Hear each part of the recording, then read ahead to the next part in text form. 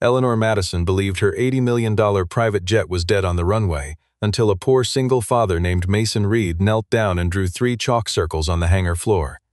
Every engineer in the room laughed at him. 7 minutes later, the engine roared back to life and silenced the entire company. But something far more frightening had happened in that hangar. Mason had not simply fixed the aircraft. He had quietly exposed the one person trying to kill Eleanor Madison from inside, hidden behind one engine fault disguised to look natural, accidental, and fatal at altitude.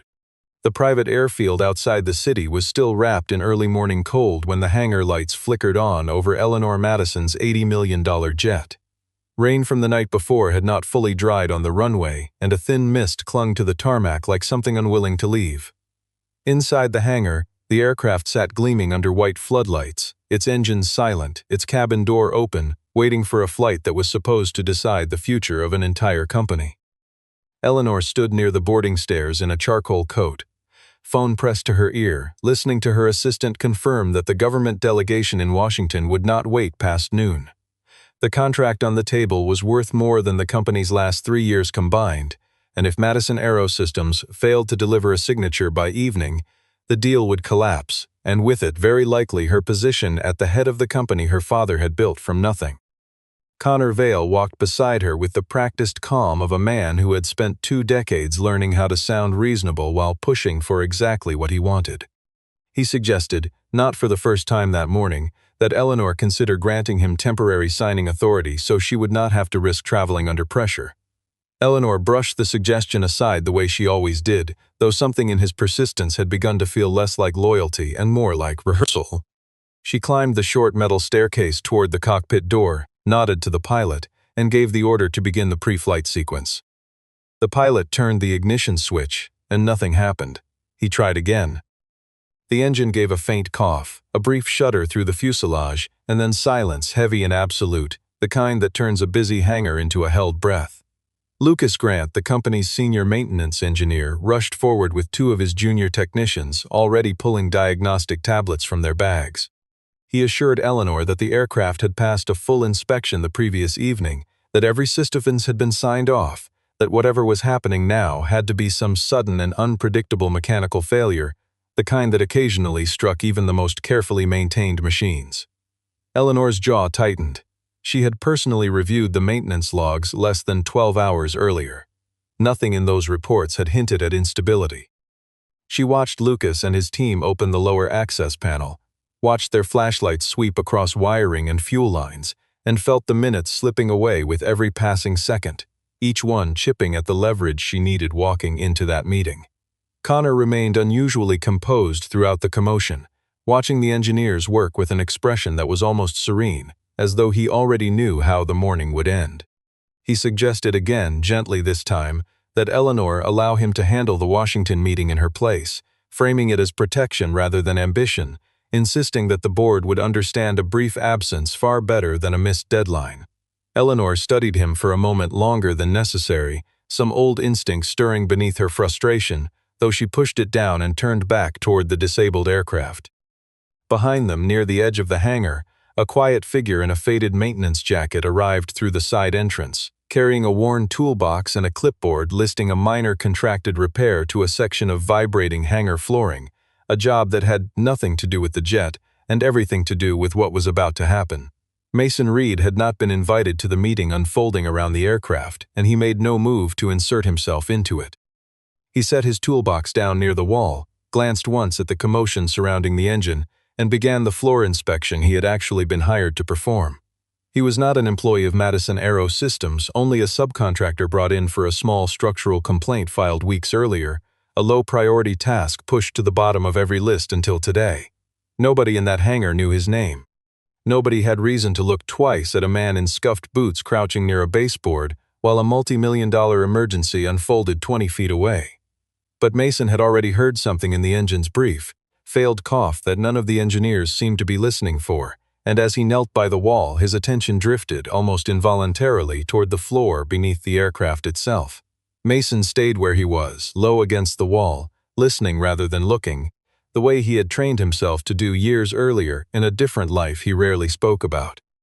Beneath the noise of the engineers and the static crackle of two-way radios, He picked out the smaller sounds, a secondary pump cycling slightly out of rhythm, a faint metallic tick somewhere beneath the floor plating, a valve releasing pressure in a pattern that did not quite match the rest of the system. None of it was loud. None of it would have shown up on a standard diagnostic readout. But it was there, threaded quietly beneath the chaos, the way a single wrong note can hide inside an otherwise perfect chord if no one is listening closely enough to notice. Lucas spotted him first and barked across the hangar that the engine bay was not a place for floor technicians to wander, his voice sharp with the particular irritation of a man already under pressure who did not appreciate an audience to his struggle. One of the younger engineers laughed under his breath when he saw Mason crouch down near the concrete and run his fingers lightly across a faint ring of dust that had settled in an unusual pattern near the landing gear. It looked, to anyone passing by, like a man wasting time on something irrelevant while real professionals worked on the actual problem. Mason did not look up or attempt to explain himself. He simply continued moving along the floor in small, deliberate steps, occasionally pausing to touch the concrete, occasionally tilting his head as though listening to something only he could hear. Eleanor noticed him almost by accident, catching sight of a stranger kneeling near her aircraft while everyone else stood upright and tense around the open engine panel. She crossed the hangar floor and asked, with more curiosity than authority, what exactly he thought he was doing down there. Mason answered without straightening up, his voice low and unhurried, saying only that an engine could lie to a diagnostic screen, but a floor rarely lied to someone who knew how to read it. Lucas scoffed loudly enough for half the hangar to hear, reminding Eleanor that the man crouched at her feet was not an aviation engineer, merely a subcontractor hired to fix a noisy floor panel months ago and forgotten about since. Eleanor said nothing in response, though something about the stillness in Mason's expression kept her from walking away immediately. Mason asked, almost as an afterthought, whether anyone had a piece of chalk he could borrow, the kind used for marking structural faults during inspection work. Connor's expression shifted instantly, a flicker of something sharper than annoyance crossing his face before he masked it again, suggesting loudly that security escort the unauthorized worker out of the restricted area before he caused any further delay. Eleanor lifted a hand without looking at Connor, a small gesture that nonetheless silenced him completely, and told the nearest technician to find Mason a marker. She did not yet believe the man kneeling on her hangar floor could do anything to help her, but there was a particular quality to his calm, an absence of performance, that stood out starkly against everyone else's barely controlled panic. She decided, against her better judgment, to give him 1 minute before pulling him away from her aircraft entirely. Around them, the hangar had grown louder in the way emergencies always seem to multiply their own noise. Radios overlapping, footsteps echoing off the high metal ceiling, someone shouting for a supervisor who was already standing 3 feet away. Yet Mason seemed almost untouched by it, moving through the commotion the way a man might walk through a familiar room in the dark, trusting his hands and his instincts more than the panic flooding the space around him. He had spent years in rooms exactly like this one, though under far different circumstances, learning that the worst failures rarely announced themselves loudly. They whispered first, in small inconsistencies that most people were too rushed or too proud to notice. Eleanor watched him work without fully understanding why she had not yet walked away, only aware that something about his patience felt like the first honest thing she had encountered all morning. A technician returned with a stick of marking chalk and handed it to Mason without a word, unsure whether he was helping a serious investigation or humoring a man who had wandered into the wrong part of the airfield. Mason thanked him quietly and turned back toward the floor, running his palm once more across the faint horseshoe-shaped smudge near the front landing gear before pressing the chalk down and drawing a slow, deliberate circle around it. The white line stood out sharply against the gray concrete, small and almost childlike against the towering shadow of the aircraft above it.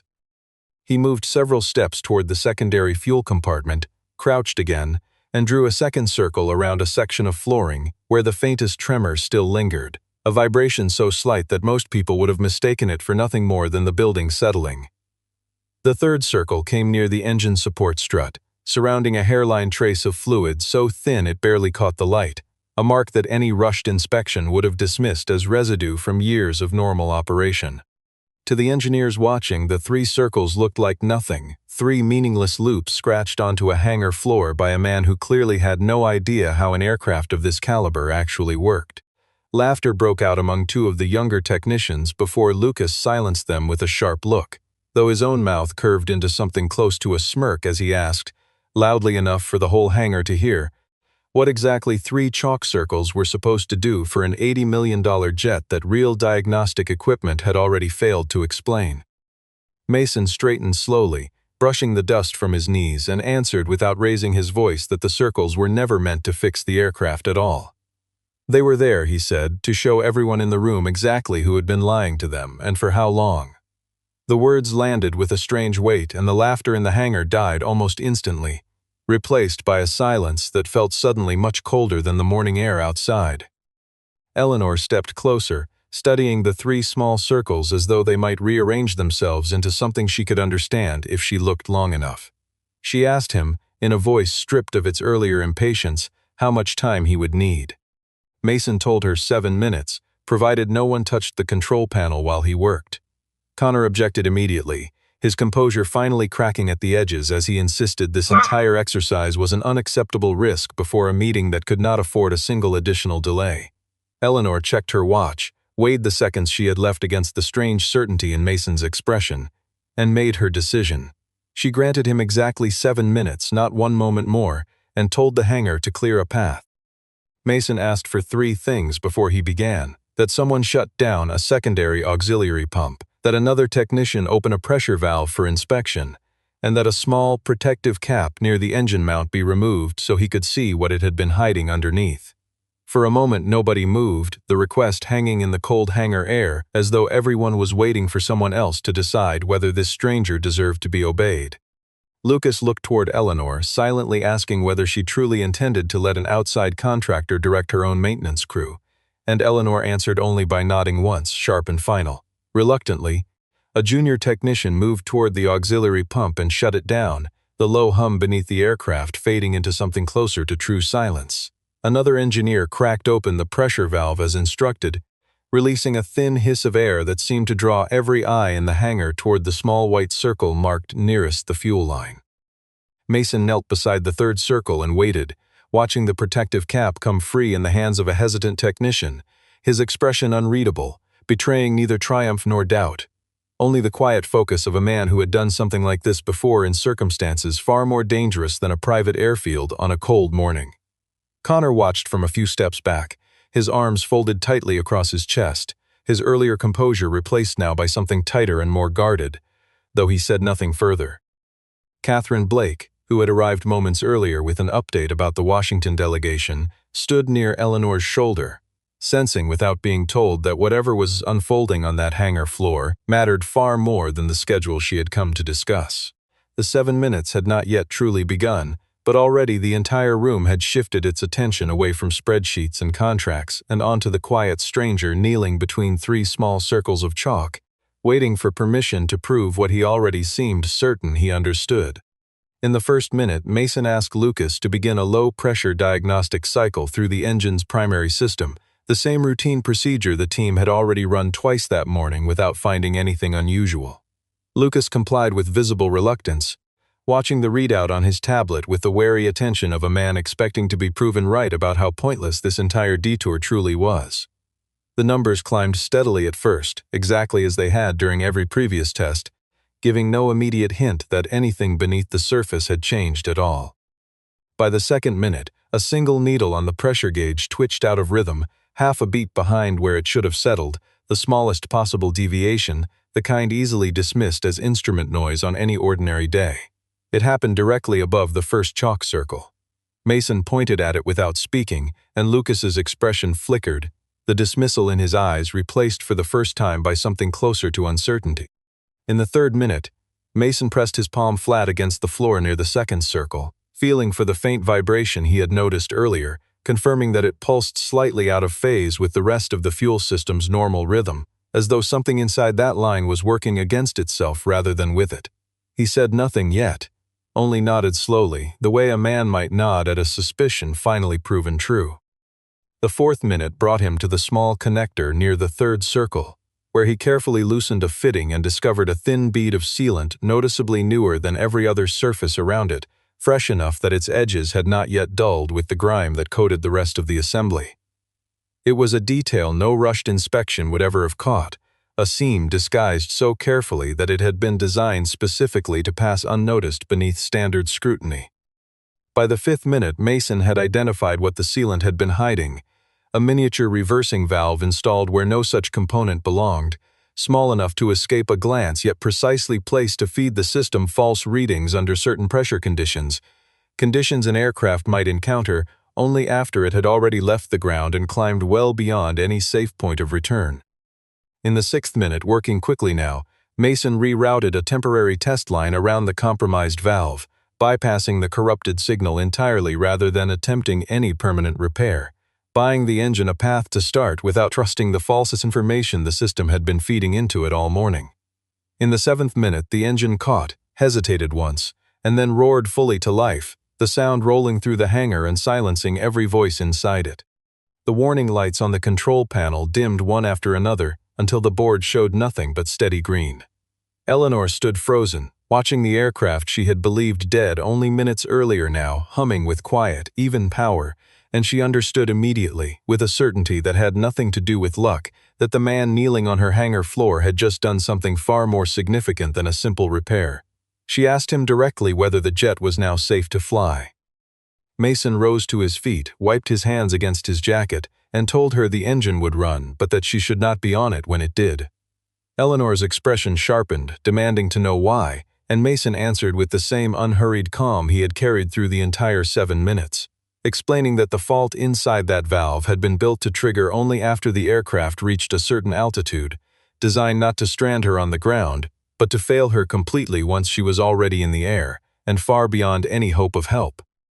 Eleanor's first order silenced the hangar more completely than the engine had a moment earlier.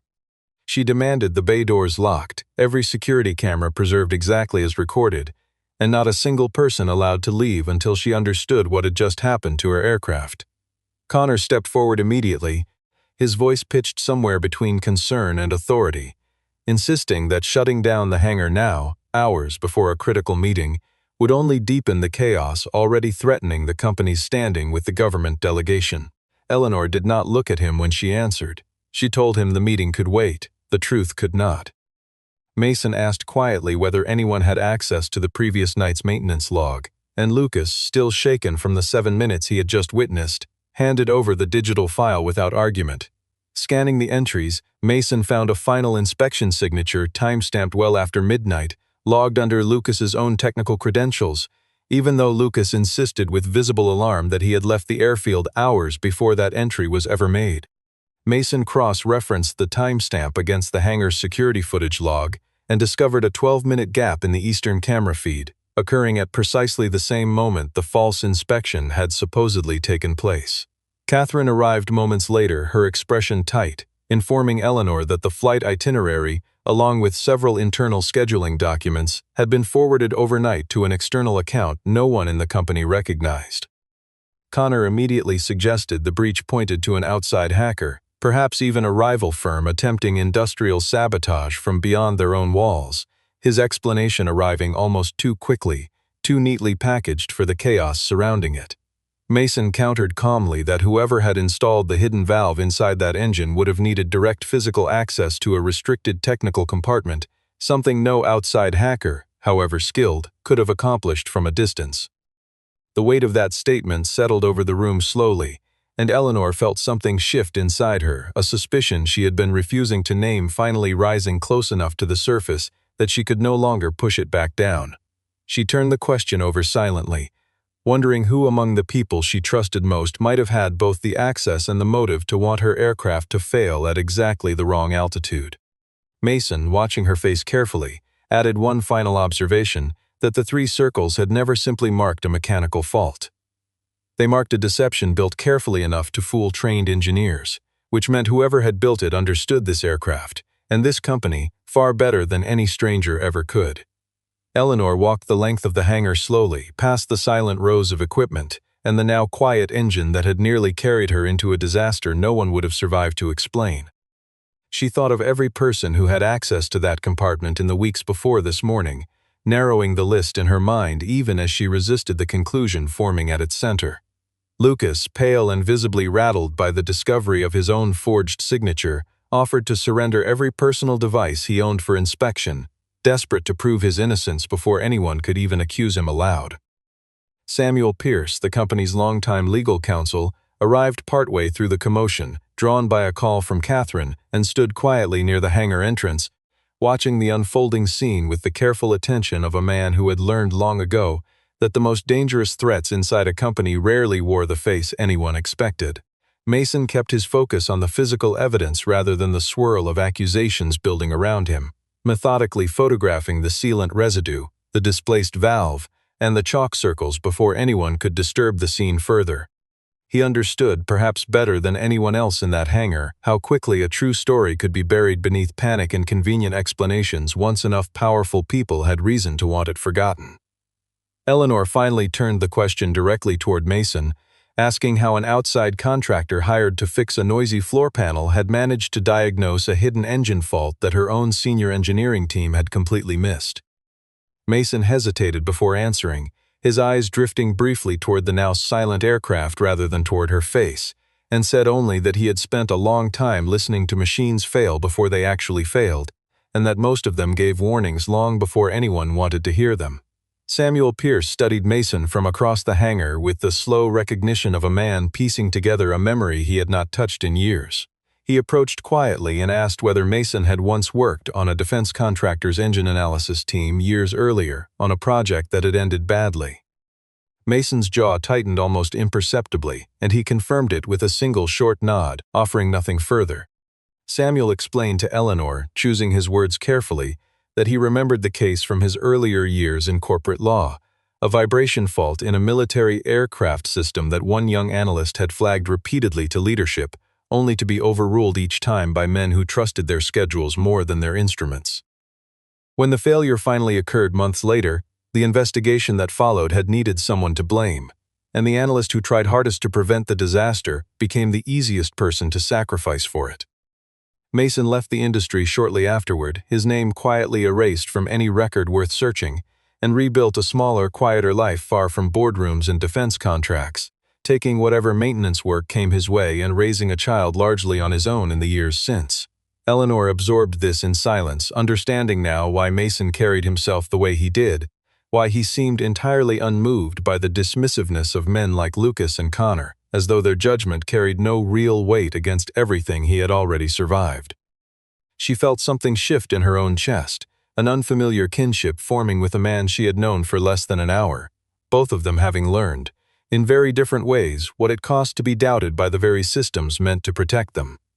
Mason offered no further detail about that earlier chapter of his life, and made clear through his silence that he had no interest in being treated as some kind of hidden hero finally proven right.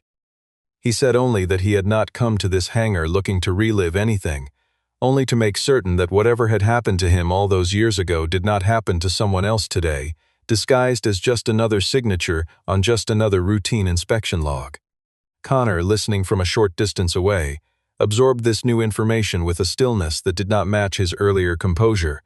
his concern sharpening into something closer to alarm, for he understood, faster than anyone else in the room, that a man capable of reading hidden machinery this clearly was equally capable of reading the people responsible for hiding it.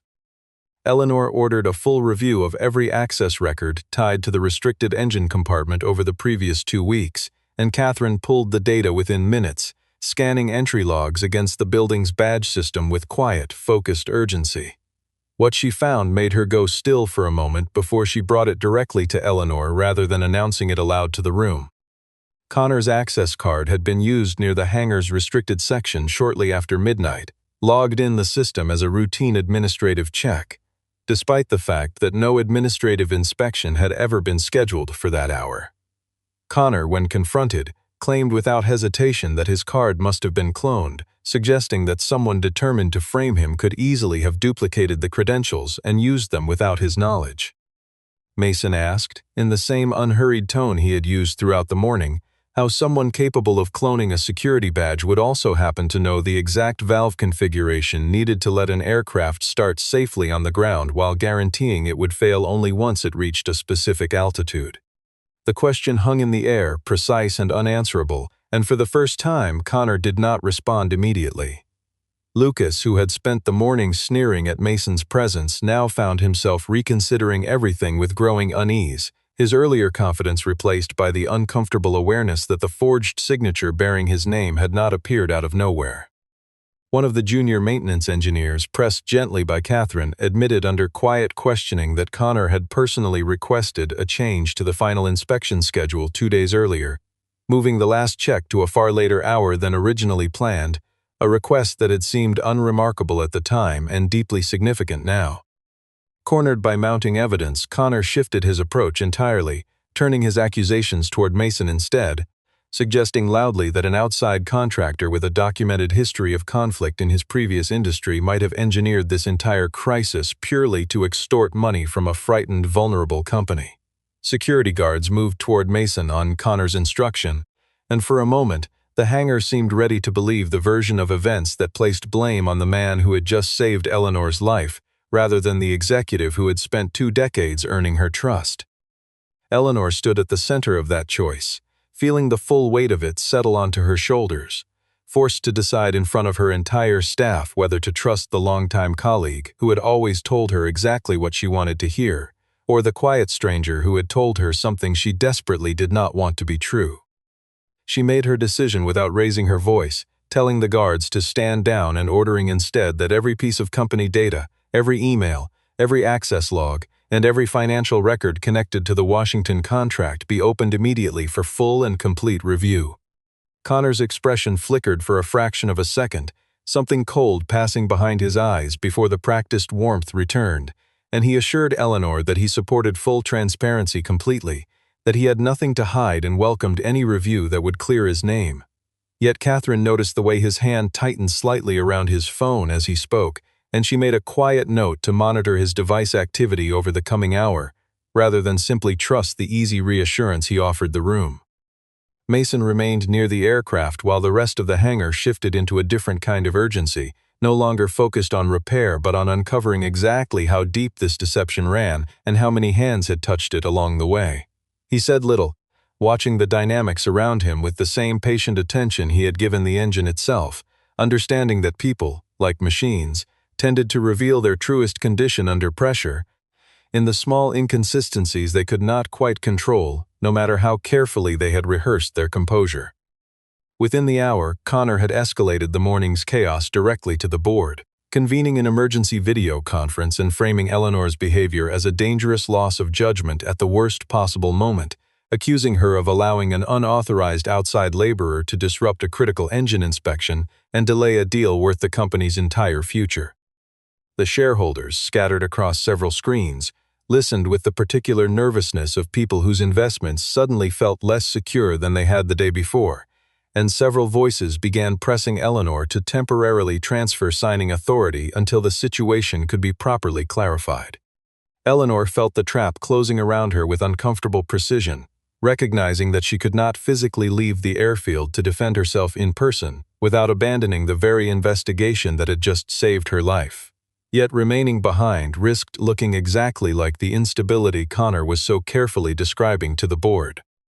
Mason, standing just outside the camera's view, suggested quietly that the goal should not be repairing the aircraft fast enough to make the original flight, but instead using the sabotage itself as undeniable evidence strong enough to justify every decision she had made that morning. Samuel Pierce moved quickly through the company's governance documents, searching until he found a clause permitting a chief executive to delay any signing obligation without penalty in the event of a credible documented safety threat to senior leadership, a provision written years earlier by Eleanor's father after a different crisis entirely, one that had never been invoked since. Catherine, working a separate track, traced the leaked flight itinerary back through several layers of forwarding and discovered a prepared press statement already drafted by a rival firm, announcing an unsolicited offer to acquire a controlling stake in Madison Aero Systems, time-stamped from the night before the engine had ever failed. The full shape of the plan became clear to Mason almost before he finished reading Catherine's findings aloud, and he said it plainly to Eleanor without softening the implication. This had never been only about removing her from one meeting. The intended failure at altitude was meant to remove her permanently, sending company stock into a freefall steep enough that a waiting rival could acquire controlling shares for a fraction of their true worth, with Connor positioned perfectly to manage the transition from the inside once she was gone. Eleanor absorbed this with a stillness that masked how deeply the words had landed, and then turned back toward the board still waiting on her screen, her voice steady now in a way it had not been all morning. She announced that she would not be transferring any authority to anyone, that she had uncovered credible evidence of deliberate sabotage targeting her aircraft and her life, and that she intended to present the full technical record live, in real time, to the entire board before another minute of speculation was allowed to continue unchecked. A murmur passed through the scattered screens, several board members exchanging uncertain glances as the tone of the meeting shifted from cautious concern to something far more serious. Connor attempted to interject, insisting that unverified accusations should not be aired before a board already anxious about the company's stability, but Samuel cut through his objection with calm legal precision, confirming on record that the governance clause Eleanor was invoking had been properly documented and was fully enforceable under the company's existing charter. Eleanor felt a small, fierce steadiness settle over her as she watched Connor search for his next argument and fail to find one. For the first time since the engine had refused to start that morning, she felt less like a woman fighting to hold her position and more like someone finally standing on solid ground, ready to let the truth carry the weight she no longer had to carry alone. With the board watching through a live feed connected directly into the hangar, Mason walked the camera slowly through each of the 3 chalk circles, explaining in plain, unhurried language exactly what each one represented and how they connected to form a single deliberate act rather than 3 unrelated accidents. The first circle, he explained, marked a vibration sensor deliberately mistimed to feed false readings into the aircraft's primary system, creating an early failure convincing enough to justify exactly the kind of inspection delay that had occurred that very morning. The second circle marked the secondary fuel line, where pressure had been artificially manipulated to behave normally during ground testing while concealing a fault that would only surface once true flight conditions were reached, a detail no standard inspection protocol had ever been designed to catch. The third circle, nearest the engine mount, marked the fresh sealant hiding the miniature reversing valve itself, the single component responsible for translating an ordinary engine into a controlled, deniable disaster. Lucas, watching alongside the board, confirmed on record that the technical findings matched everything his own team had since independently verified, his earlier scorn for Mason now replaced entirely by quiet, sober respect.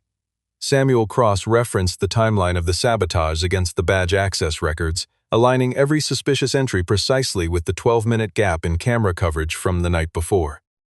Catherine then presented the recovered email correspondence, fully restored despite earlier attempts to delete it, showing direct communication between Connor and a representative from the rival firm preparing the acquisition announcement. Connor, recognizing the moment had finally turned entirely against him, attempted to step away from the camera's view, only to find Mason and Lucas positioned quietly on either side of him, neither raising a hand nor a voice, simply ensuring he remained present for what came next. He turned instead to threats, warning Eleanor that exposing this sabotage publicly would terrify the government delegation and guarantee the loss of the very contract she was trying so desperately to save, insisting that silence, however uncomfortable, remained the only path that protected the company's future. Eleanor answered him without hesitation, her voice carrying clearly across every screen still connected to the call. She told him that losing one contract was a wound the company could survive and eventually recover from, but that covering up an attempt on her life, an attempt that had nearly succeeded, would not merely cost Madison Aero Systems a single deal. It would cost the company every shred of trust it had ever earned, and trust, once buried that deeply, never truly came back from the grave.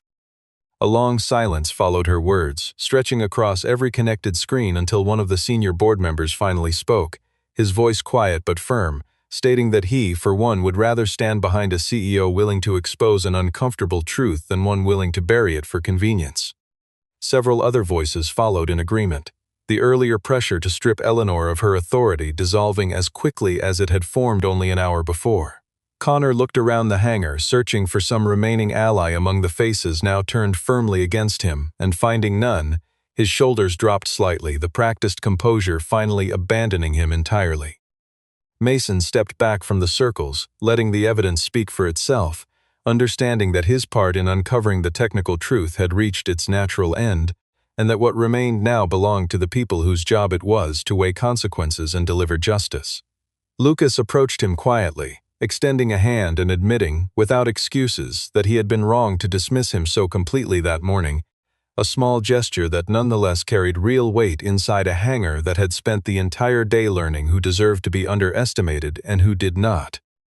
Even with the board turning firmly against him, Connor made one last attempt to salvage his position, quietly triggering a contingency he had clearly prepared in advance, deleting a portion of the shared technical files and sending an altered safety report to the government delegation's liaison before anyone in the hangar realized what he was doing. Catherine caught the outgoing transmission within minutes, alerting Eleanor that a falsified document had just been sent under the company's official letterhead, one that claimed the morning's engine failure had been fully resolved through routine maintenance with no security concerns whatsoever. Cornered again, Connor pivoted sharply, turning his accusation directly toward Mason, declaring loudly that the contractor who had been the last person to physically touch the engine system was the only individual with the technical skill and unsupervised access necessary to have installed the hidden valve himself. For a brief, tense moment, several engineers glanced uncertainly between the two men, the accusation landing with just enough plausibility to seed real doubt in a room already exhausted by hours of shifting loyalties. Mason remained perfectly calm, asking only that someone examine the chalk markings themselves before drawing any further conclusions. He pointed out that the 3 circles had not merely identified the sabotage technically, they had also preserved the scene precisely as it stood before his own arrival, and a careful look at the dust and chalk lines would show whose footprints had crossed which circle and when. A junior technician knelt beside the 3rd circle and confirmed, with visible surprise, that a clear boot print cut directly across its outer edge, a print far too large to belong to Mason and matching, instead, the distinctive tread pattern of the shoes Connor was currently wearing. Catherine, working quickly, pulled footage from a low-angle security camera near the engine mount that everyone had assumed was non-functional after the earlier gap in coverage. Though the footage was grainy and partially obscured, careful enhancement revealed a faint reflection caught in the curved metal surface of the engine housing itself, showing a figure bent close to the valve assembly hours before Mason had ever entered the hangar that morning. The reflection was imperfect, but unmistakable enough once compared against Connor's build and the particular way he tilted his head while concentrating, a habit several long-term employees in the room immediately recognized without needing to be told whose silhouette they were looking at. Lucas studied the footage carefully, then turned to address the room directly, stating plainly that there was no possible way Mason could have installed a component requiring specialized access hours before he had ever set foot inside the restricted compartment that day. The accusation Connor had thrown collapsed entirely under its own weight, and for the first time since the morning began, he offered no further argument, no fresh explanation, only a long defeated silence as 2 members of hangar security stepped forward and asked him, quietly but firmly, to come with them. Eleanor watched him go without satisfaction, only a quiet, tired sorrow settling over her as she considered how many years she had trusted this man with decisions far smaller than the ones that had nearly cost her everything. Samuel moved immediately to begin the formal process of severing Connor's authority within the company, ensuring every signature, every account, and every remaining access credential tied to his name was suspended before the day ended. Catherine, still working through the recovered files, confirmed that the falsified safety report sent to the government liaison had been intercepted in time, replaced instead with an honest account of the sabotage and the steps already taken to address it.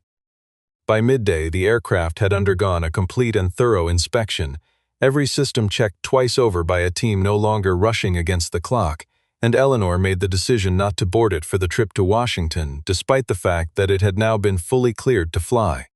Instead, she connected to the delegation through a secure video link from the airfield's small operations office, choosing transparency over speed, and laid out the entire morning in honest, unflinching detail, including the sabotage, the deception, and the contractor whose quiet observation had prevented a disaster no one in the room had been prepared to imagine. The delegation, rather than withdrawing the offer as Connor had warned, responded with cautious respect, telling Eleanor that a company willing to expose its own internal threat so openly demonstrated exactly the kind of integrity their long-term contract required. They granted her an extension of 2 additional days to finalize the paperwork, and Madison Aero Systems did not lose the deal that had nearly cost Eleanor her life to protect. In the days that followed, Eleanor offered Mason a formal position within the company, proposing a title that sounded impressive on paper but meant little to a man who had never cared much for titles in the first place. Mason declined the version she initially offered, asking instead for something simpler and far more consequential: a newly created department with the authority to halt any flight, any inspection, or any signature the moment a genuine safety concern was identified, regardless of deadlines, contracts, or pressure from above. Eleanor agreed without hesitation, recognizing that the very independence Mason was requesting was exactly what had been missing the morning her engine first refused to start. Lucas sought Mason out personally before the week ended, extending a more complete apology than the brief handshake offered in the chaos of that first afternoon, admitting candidly that his early dismissal had been built entirely on appearances rather than evidence, a mistake he intended never to repeat with anyone wearing a maintenance jacket instead of a company badge. The two men did not become close friends overnight, but a quiet, durable respect settled between them, the kind built only after one party has been proven completely and undeniably wrong. Later that same week, Mason received a short call during a quiet moment between meetings, his voice softening instantly as he spoke briefly and gently to someone waiting for him at home, the conversation lasting only a few minutes before he returned to the work in front of him. It was a small, ordinary moment easily missed by anyone not paying close attention, yet it revealed everything necessary about the life Mason carried quietly outside the walls of Madison Aero Systems, a life he had no intention of placing in the center of anyone's spotlight, least of all his own. Eleanor caught the tail end of that call from across the hangar office and chose not to ask about it, sensing instinctively that some parts of a person were meant to remain private even after trust had been earned in every other respect. She had learned enough that week to understand that the most capable people she had ever encountered were rarely the ones eager to talk about themselves, and that Mason's silence on the matter said more about his character than any explanation could have managed. The company itself seemed steadier in the days that followed, not because the danger had vanished entirely from corporate life,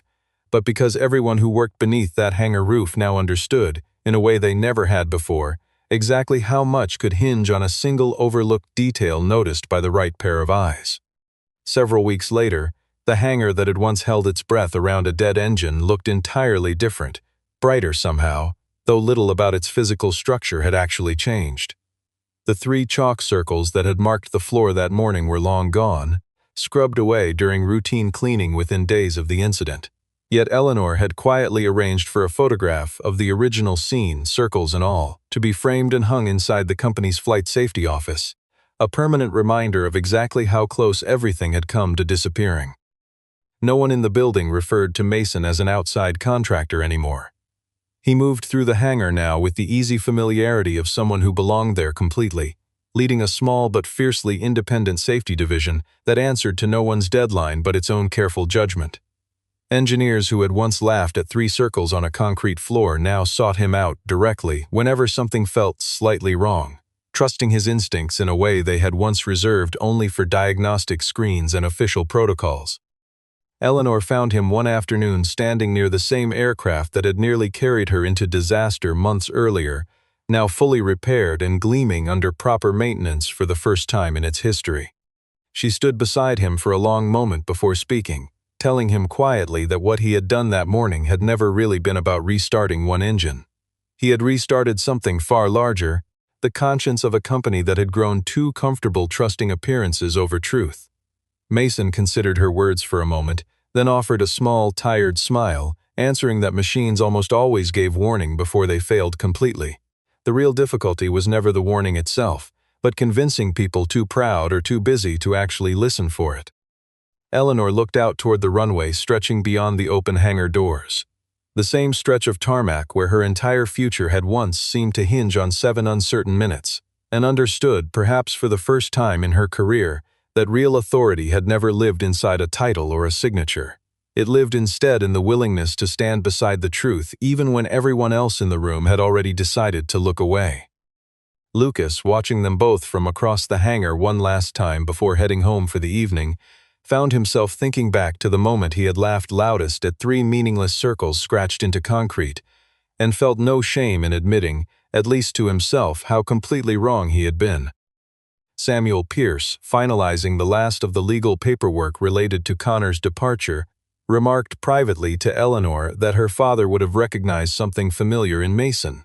a quiet competence that never needed an audience to prove its worth, and that he would have been proud of the choice she made that morning when everything pointed her toward doubt instead of trust. The story closed not with applause or celebration, but with something quieter and more lasting, the simple image of Mason walking unhurried across a clean, ordinary hangar floor, the same floor that had once held 3 small chalk circles capable of changing the fate of an entire company and the life of the woman who ran it. If you want to know exactly who those 3 small chalk circles truly exposed, stay close until the final word.